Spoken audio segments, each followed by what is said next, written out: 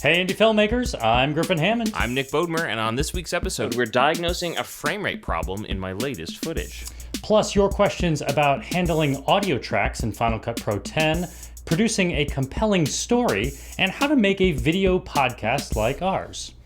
Griffin! Hello! We're in person! Let's shake hands. Whoa! Not an editing trick. No, that's real. He's in my house. Yeah. Welcome to my new office. We're both in Las Vegas this week. I was just in New York while you were in LA, but we have landed finally in the same spot with all our travel.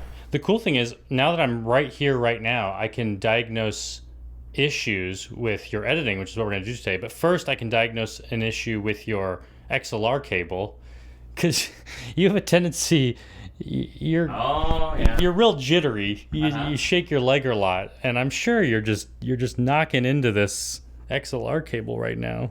I don't know. Thanks. It's nice to have him here to tell me all the things I do wrong.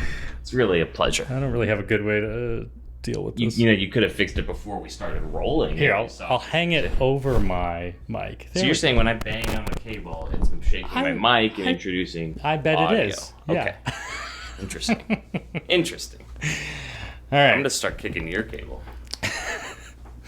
So I was happy that we made a mistake on last week's episode and no one noticed.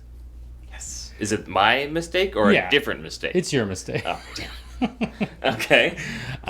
So at the end of the episode, you talked about some drone footage you shot with the DJI Spark. Yep. With your family. Beautiful drone footage. Thank you. And you sent me the footage to include in the episode. Right. And it looks pretty good. Looked great, I thought. But there's definitely some problem with it. Yeah, you called me out on it. Well, not called me out. Let me know about it. So what? Explain what you saw, and then we'll jump into it. So at first, I didn't know if I was seeing anything. I just thought I was seeing a little bit of like judder, some frame movement that didn't look right. Like you had this perfect zooming out, moving away from the desert shot. Mm-hmm. But it wasn't moving perfectly. It was kind of like pulsing. Okay. It seemed like. And so my first instinct is, I bet you shot in 30 frames a second and you probably edited in 24. Okay. So we're probably getting, we're losing some frames and there's some made up frames in there maybe. Yeah. Or it's just, different size cadence. Gap between frames. But when I looked at it, bring it up in QuickTime real quick. Okay. All right. So here's the shot. What? Play it real quick. Do you see that pulsing? I do now. Yeah. At first, you might just assume like, that's the computer failing to keep up, or maybe it's some weird frame rate issue. But there's definitely something happening there. So just go frame by frame. Just stop it. You can push space. Let me go back to that other shot. It might be a little easier. Yeah. The more movement, the better, probably. Oh, right there. Right there. Yeah. Same frame twice. Yeah, so every 5 frames in your footage, there's a duplicate frame. Yep, every there's 10th frame, it seems. Or every 10th frame. And then if you go 5 more frames ahead, it's harder to notice, but there is a skipped frame. Oh, right there. Big jump. Yeah. Nice, big. Yeah. Okay. So this is weird because, pull up, do Command I to bring up the info. If we look at this clip, it's a 1080 clip. It's shot in 29:97. Mm-hmm. And this is an edited clip. This is an export from my footage. That's not what you want, is it? You want to see the original? We'll look at the original in a moment. But this is This is what I sent to you. Yeah. Yeah. And this is what I was going through. I was thinking, all right, well, I'm probably looking at a 24 frame clip or something. No, I'm not. I'm actually looking at a 30 frame clip. And the weirdness is that we're not just skipping frames or just duplicating frames. We're doing both. Right. In a strange cadence. Yeah. So it kind of feels like you shot it in 30 and exported it in 30, but somewhere in the middle, something happened that confused this. I don't know. So let's go look at your original footage in Final Cut. Okay. So here's Final Cut. These are I have 3 different projects with different timelines, and here are the original clips. I can maybe make these a little smaller. So what's funny is I feel like normally I would want to know a lot more before we started recording the podcast, like we would have already solved this problem. But we literally haven't, because Yeah. we thought it would be more fun to do it live. Yeah. What if we can't solve the problem? We may not be able to Okay, figure we might this not out. know what happened. So, All right, so let's start with, what are these? These are all exports? Or those are different projects. Oh, you have different projects. I just, to make those 3 files, but this, we can just work with this one. This All right. one has everything in Well, it. let's start by, just select each project. We'll look at the info for each one. Okay, so I'm going to go to the info pane over here. Yeah. And I'll go to this first project. It's 2997. Yeah. The next one is 2997. The next one is 2997. So they all look right. And now go into one of the projects. Okay. And just, let's select each clip and make sure they're all 2997. That one is, yeah. Yeah. Yeah. All right, so now right-click on one of these clips and say Reveal in Browser. And we'll go to the source footage, yeah. Which is also showing up as 2997. Yeah. So now I'm a little stumped Okay. because your project settings I did set match. up my project properly. Yeah, in fact, how did you set up your project? I think I did it manually. I think I went in, did file, new project. I want to say I looked and said I want 1080p Yeah. and I want it 2997. So you don't do the use automatic settings In fact, I don't even know. Where is use automatic settings? right here. Oh. No, I didn't do that. Yeah. So yeah, you have 2 ways you could do this. You could set up a project with the correct settings, then drop your footage in, or you can do automatic settings where Final Cut will set your project settings based on the first clip. Mm-hmm. But either one of these should work. Should work. Well, should we go to the original raw footage and see if the drop frames are present? Yeah, that's a good idea. If I can find them. So yeah, just right click on it and say Reveal in Finder. Reveal in Finder. Okay. Open it up in QuickTime. Open in QuickTime. And let's go ahead and, yeah, we'll look at the settings real quick. This is also an H.264 file, 1080, it's 2997. So yeah, let's see if the skipped frames are here. Do you just go frame by frame? Play it first. We should be able to notice it. This looks clean. Oh. I don't know, it looks clean to me. Go frame by frame, just go back frame by frame and see if you ever see any.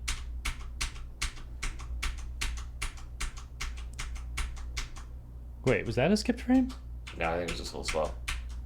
I went backwards there. No, we're good. Yeah, it's all there. It's all there. So that's really weird. We have good footage with no skipping, meaning your SD card is moving quickly enough to capture this. You're bringing it in, it's the correct project settings. So it has to be something in the way you're exporting it. Okay. Actually, no, one thing we haven't checked yet. In Final Cut, Do we see it? we see the skipped frames, yeah. Okay, so let's go back. Because this is what you exported. This You is what I exported from exported. this. Yeah. You want to watch it? Yeah, watch it. I think it's pulsing.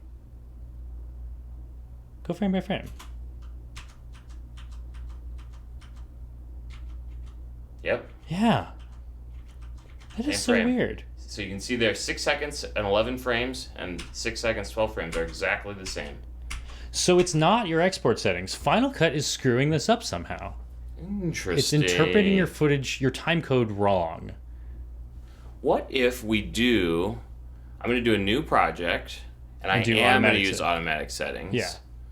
I'm going to click. I'm going to call this pulse test, Pulse test. and I'm going to create it.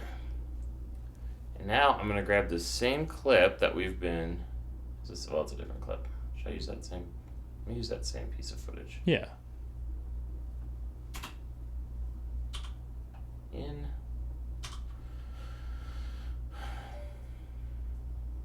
And that should be enough, right? Yeah, Out. that's good. And let me drop that in. Huh. Ooh, interesting.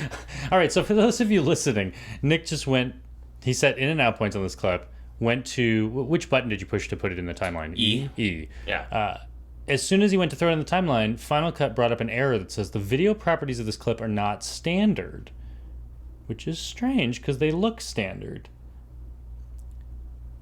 But it seems to still want to do a 1080 2997 project. So go ahead and hit OK, I guess.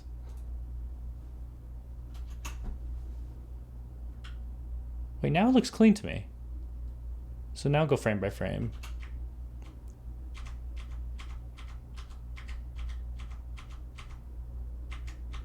I think it's good now. That's really weird. Very strange. Go back to your other project. So this looks like this would be one way to solve it, is to do an automatic settings project. Yeah. In this project, I'm curious. If you click on this first clip, that we know it's a problem, and you go to the retiming menu, and what if we said automatic speed? Normally, automatic speed would be if you had a 60 frame clip and you put it in 2997 timeline, it'll slow it down to 50% speed. But I've also done it sometimes when I have weird footage, like maybe you have 30p footage in a 2997 timeline. Still there. Yeah, so that didn't solve it. Very strange. Well, we should turn to our audience and say, what in the world are we doing wrong? I should have screenshotted that error that came up with the automatic settings. Yeah, you could do that one more time. If I delete this, will it redo it? I don't know. Let's find out. Yeah, screenshot that. So yeah, this is concerning because it makes it feel like anyone who is shooting with a DJI Spark in Final Cut Pro 10 could be running into this problem. But that's me. I've been shooting with Spark in Final Cut 10, and I don't think I've been encountering this pulsing. Or if anything, you wouldn't think that I've encountered it because I noticed it the first time I watched your footage. And I never noticed it in my own footage. Right. Maybe your footage is just so good. It's such a perfect... So cinematic. Yeah. It's Lord of the Rings-esque. It's beautiful. Okay, so mystery not solved, but we found some interesting things to look at. The only other thing I want to know is what version of Final Cut are you using? I'm up to date. Let's take a look. You are in 10.4.2. I think they've updated to 0.3 just in the last week. Okay. So you could... Yeah, I shot this and edited this a week or two ago. Yeah. You could update again, but I don't know Fairly if up that'll to date. solve it. Yeah. Okay. That's weird. Very strange. But hey, it wasn't me being really stupid. I mean, that's kind of what I think you were looking for, is be like, hey, Nick, you dummy. You got to pick the right frame rate when you make a project. Right. I just assume. I mean, that's a really common issue you see in people's YouTube videos. You'll see some frame skipping and jumping, and you just assume, oh, they shot in 30 and edited in 24. Yeah. In fact, I mean, I know professionals that purposefully do that. They'll edit in 24 because they're sure it looks more cinematic. Right. But then their 24 frame footage has to go on a television station that's in 30. So if you shoot in 24, edit in 24, and then put it on TV in 30, you're going to have to skip some frames. Right. And you get that weird judder, and I hate it. Well, that wasn't the issue today. Yeah. Well, and if there's another lesson for everyone, it's that we put this in the podcast last week. No one said a thing about it. Right. It's not that noticeable. And the audience is never looking at your footage like, what's wrong with it? And what do we deliver the podcast in? 30? Podcast is in 2997. Yeah. Okay. Yeah. So yeah. It should have been apparent in the final video on YouTube as Right. well. Although YouTube makes it, it's not easy on YouTube to pause and go frame by frame, I don't think. Yeah. I don't know. So it'd be hard for people to diagnose the issue like you did. Yeah. Okay. Interesting. Yeah. Well, we'll do some research. Maybe we'll have another follow-up next week on what we think is going on there. Yeah, let's answer some questions. Let's answer some questions. So we have a hashtag Ask Griffin question from Philip Nichols. Griffin, what are you most likely to forget when packing for a trip? Oh. Well, you know what I forgot recently on a trip? Clothes. No. my driver's license. I guess I don't usually forget that, but that was bad. And you need that to get on the airplane? Yeah. You need that to rent a car? Right.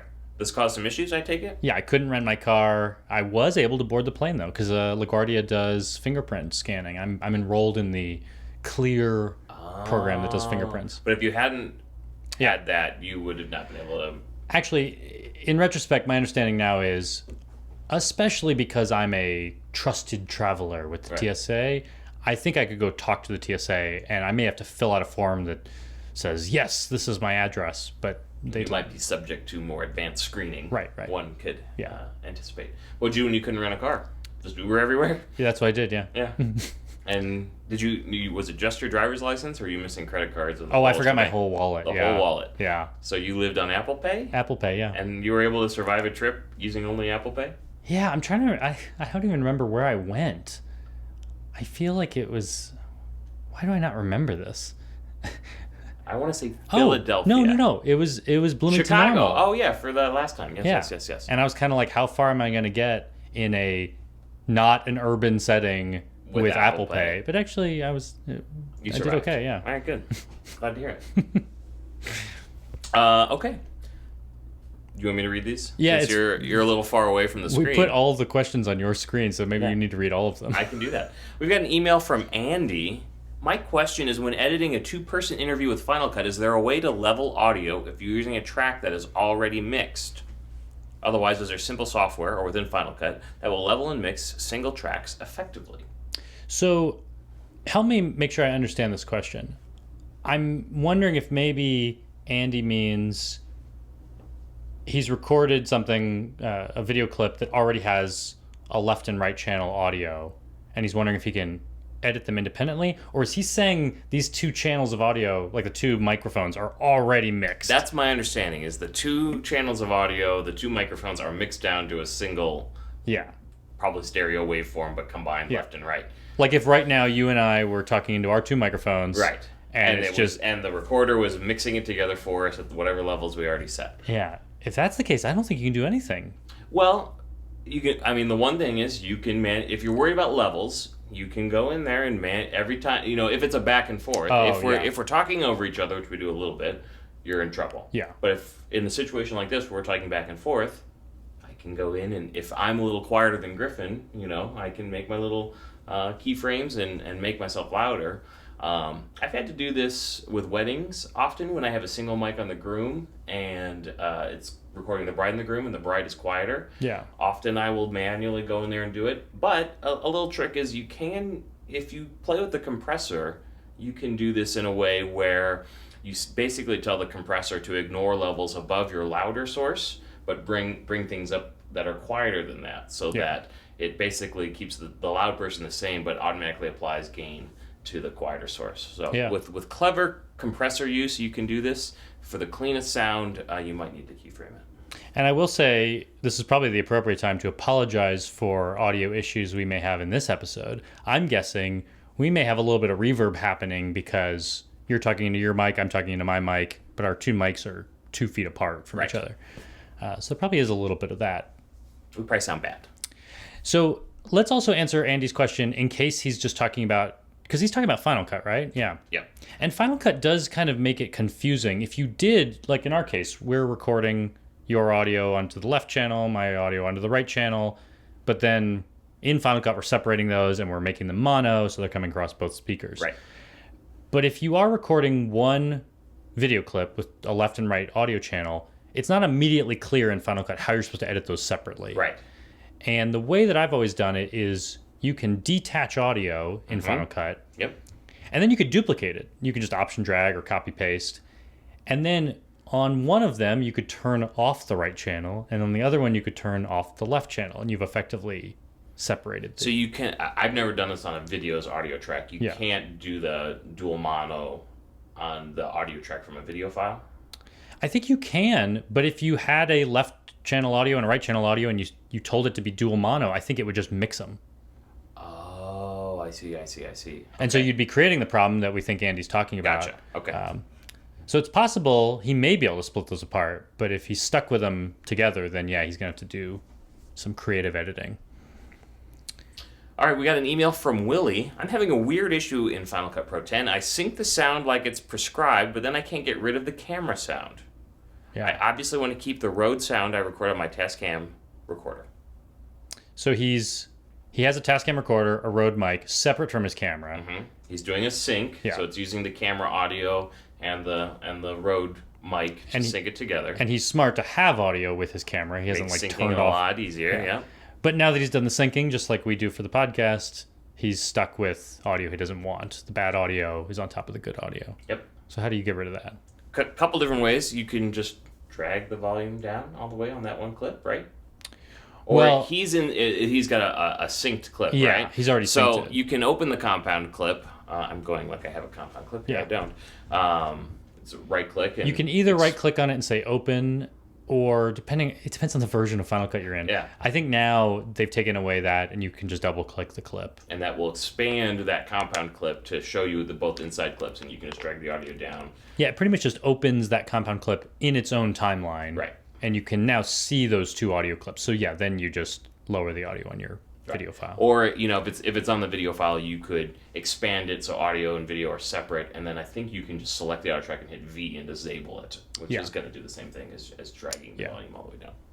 But that is kind of a confusing thing. Like if you're syncing something for the first time in Final Cut doesn't tell you, hey, you're probably going to want to go inside your compound clip right now and turn off your other audio. Like, it doesn't make that very obvious how to fix that. And I use compound clips a lot with multiple video sources when I don't want to deal all the way with multi-cam editing. I might just do a compound clip with two video files, so I will double click into it, and actually that's where I do my edits between cameras. Yeah. All right. Oh boy, this is one of those names I would hope you would be the one to have to pronounce. I got a Twitter question from Tulasi. Wouldn't have gotten there. I often hear from YouTubers that you should shoot in 4K but export in 1080p because 4K downgraded to 1080 is always much better default than default 1080. How true is that? Tulasi, that is true. It is true that 4K, even edited in 1080, looks better than 1080 edited in 1080. Why, Griffin? I think it's just you have more data coming in. The camera doesn't have to be the piece of software that down-reses. Yep. Presumably your editing software is more powerful and has more time to deal with how do we re-render this down to 1080.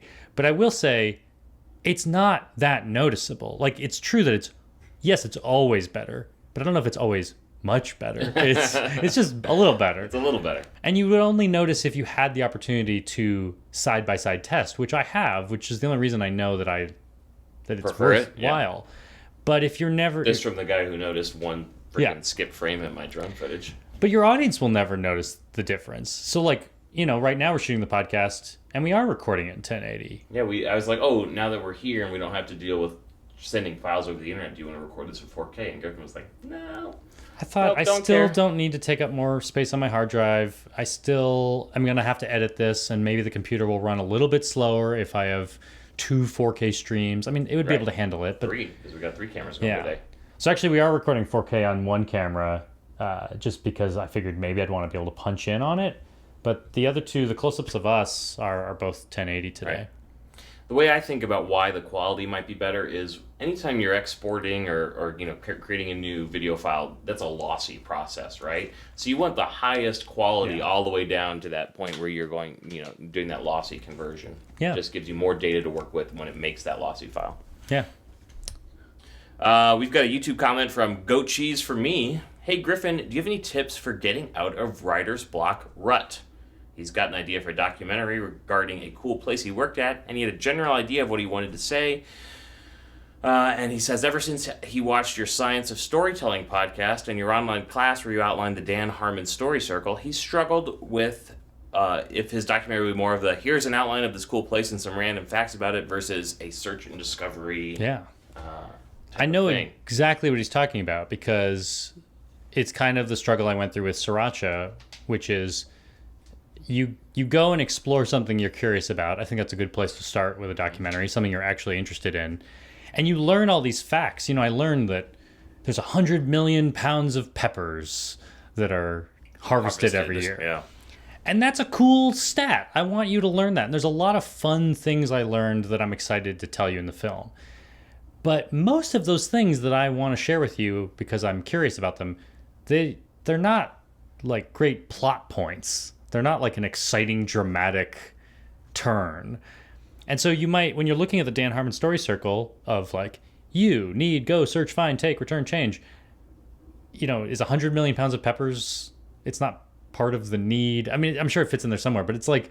How does it fit? It's a question that's hard to answer. So I think it is easy in documentary to gravitate towards making a film that doesn't have a story, that's just things you learned. And I do think there's still a value in that. So...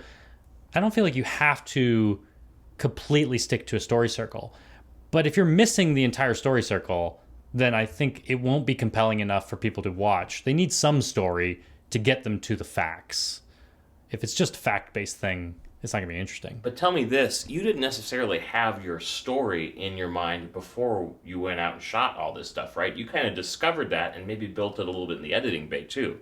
Yeah. I mean, as I was doing research, first it was just facts that I was discovering that I was excited about, that I knew should be in the film. But I think pretty early on from reading articles about David Tran, knew that, okay, this should be the David Tran story. So I at least knew there's a character who needs something and he has struggled. Right. And that's the essence of a story. Right. Is a person dealing with challenges. And then the dramatic question of will they reach what their goal or not. So I think my advice to Goat Cheese for me is hopefully this cool place that you're making a film about has some characters that want something and are there challenges they're facing. And if you don't have those three things, you need to find that, I think. I don't think you could just make a documentary about a place that doesn't have characters who want something. But I think if you can at least find some good characters, then you'll be able to fill out that story circle. Very good. We got an email from Ron. Hi, Griffin. Love your podcast. Nick's podcast, too. He just picked up a GH5. I'm going to stop doing this in third person. I know you use the 12 to 35 Panasonic. Was wondering if I should consider the 12 to 60 2.8 to 4 instead. Yeah. What do you think? So we're actually shooting with the 12 to 35 right now. That's your 12 to 35. Yeah, don't touch it. On your camera. I also have the same lens. It's the lens I shot almost all of Sriracha on. I love that lens for documentary. The only reason I could think you'd be excited about the new Lumix 12 to 60, even though it loses a little bit of light performance because it's not a constant aperture, I do think the 12 to 60 sounds like it'd be the perfect sightseeing lens. Mm-hmm. Walking around, never taking the only lens you it's need the only in your lens. bag. Yeah. If you're going to Italy for the first time, you probably want to bring a 12 to 60 because I know that with my 12 to 35, when I'm like in a taxi and there's the Leaning Tower of Pisa over there or something. Actually, I've never been to Pisa, so I've never seen that. But you know, if you try to like zoom in on a landmark in the distance with a 12 to 35, it's just not gonna look. It's not enough zoom. But otherwise, I think the 12 to 35 is a very good filmmaking lens. The problem I ran into, so before I bought the 12 to 35, I actually bought the Olympus. I think it's a 12 to 40. No, it was something to 60. Oh, okay. It was in that range. Yeah. And it was the same thing. It was a variable aperture, and it went from 2.8 to 4 or something like that. And I found that the aperture fell off way faster than I expected. And f4 is it's tough to use sometimes, you know? It's half as much light as 2.8. So for me, having the constant f2.8 was more valuable than having a tighter lens. But of course, I've got other lenses in my bag, and it sounds like Ron has a 25 millimeter f1.7 and a 42.5 f1.7. So he's got some options as well. So I recommend 12 to 35 with the constant aperture. I think that's more important. And you know what I never really thought about doing, but you could do with the 12 to 35, at least on my cameras, is you can do the extended teleconversion feature. If you're shooting, I mean, you can't do that in photos really, but if you're shooting video in 4K, it will let you punch in about 20%. So you could put your 35 millimeter on there and punch in. Yep, and he says he's got the GH5, so he's got that option too. Yeah. Jeremy Murray on Twitter asks, would the GH4 still be worth it if you don't have the money for a GH5 and are coming from Canon? Yes. I think so. Absolutely. Yeah. I think it's still a great camera. I mean, it's now something like 5 years old. Mm-hmm. I can't believe it's that old, but it's a powerful camera. I was using it until a year ago. I mean, I still use it sometimes when I need extra camera bodies. I was using a GH2 up until like a year ago when I bought the G85. So, yes, I would say so. Although, also look at the G85. I'm not sure where they price out a GH4 versus a G85. GH4 is probably cheaper. I actually don't know. Yeah, I don't know either. So, if some of those more advanced features that the GH4 has that the G85 doesn't, if you need more manual controls and things like that, look at that. But if you're just trying to save money, the G85 I've been and you know happy with. One big thing the G85 has that the GH4 does not is in-body image stabilization. Right. Email from Richard. What is the ISO sensitivity setting at which your GH5S's are most comfortable? I don't know if that's GH5S's or GH5s. Oh, it's probably GH5s. That's one thing I don't like about the model name of the GH5S Sometimes you can't tell if it's just plural or not. So native ISO for the GH5, and I also believe the GH5S, is ISO 400, which simply means at ISO 400, you're going to get optimum noise performance and dynamic range. Yeah. The dynamic range can be a little bit better on the camera in ISO 400 than in ISO 200. So sometimes I try to not go below 400. Right. But to his question about what range I'm comfortable operating in, he mentions Hand Cut, the ICE documentary. Yeah. I shot that all between probably ISO 200 and ISO 1600, and I was comfortable. I was happy with all the footage I got out of there. So I don't think you have to be stuck at 400. But if your goal is to get the perfect amount of dynamic range from the camera, then ISO 400. 400 is where you want to be. Got a YouTube comment from Sean Connolly, which sounds like Sean Connery, which I like. Is there a video that goes over your process for doing this kind of conference? The quality is incredible, and if there's a delay between the two of you, it's hardly noticeable. Guess they're talking about our teleconferencing during the podcast. At first I was like, you mean like the trade show I'm at? Like the conference? No. He's talking about this. This is a common misconception that we do some sort of like video conference setup. Right. Which we don't. We do not. This is just our technique. And what is that technique? How do we do it? So yeah, if you wanted to shoot a video podcast like ours, where we're not in the same state even. Right. Except for today.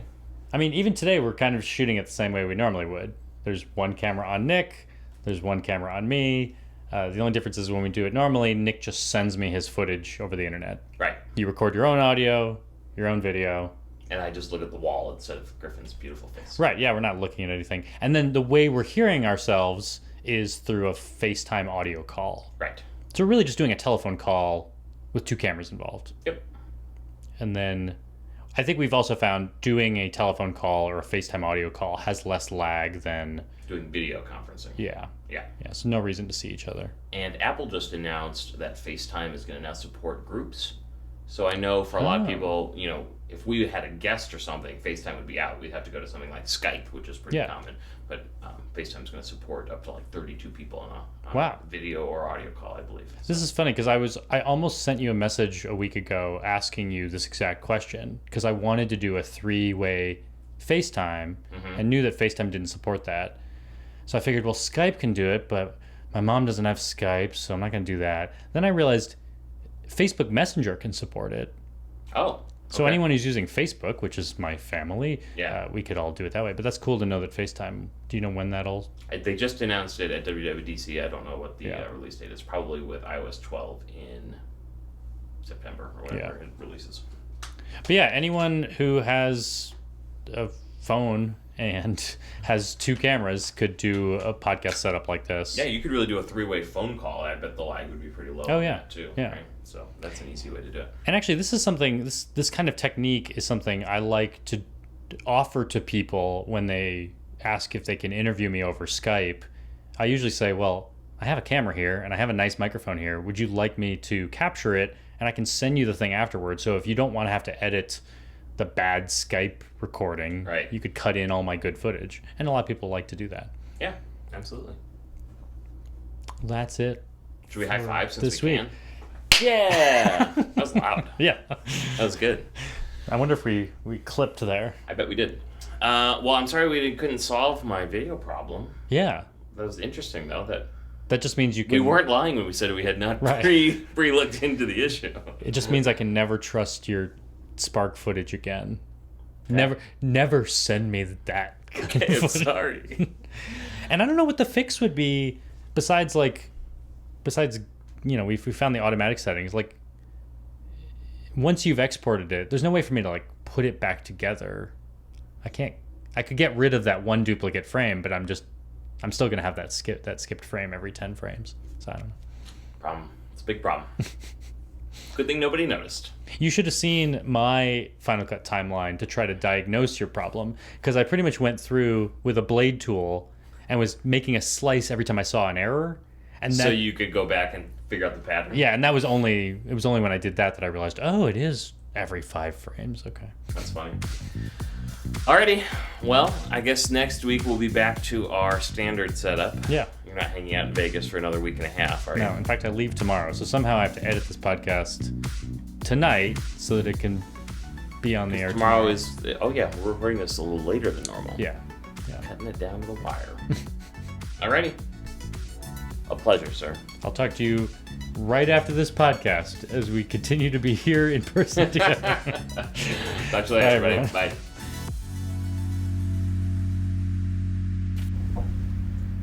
I don't know if we have an outtake this time. I know, we were too good. How fast did we do that? 37 minutes. It felt very tight. Yeah. No lag. It's better in person, I really think. Yeah, it is.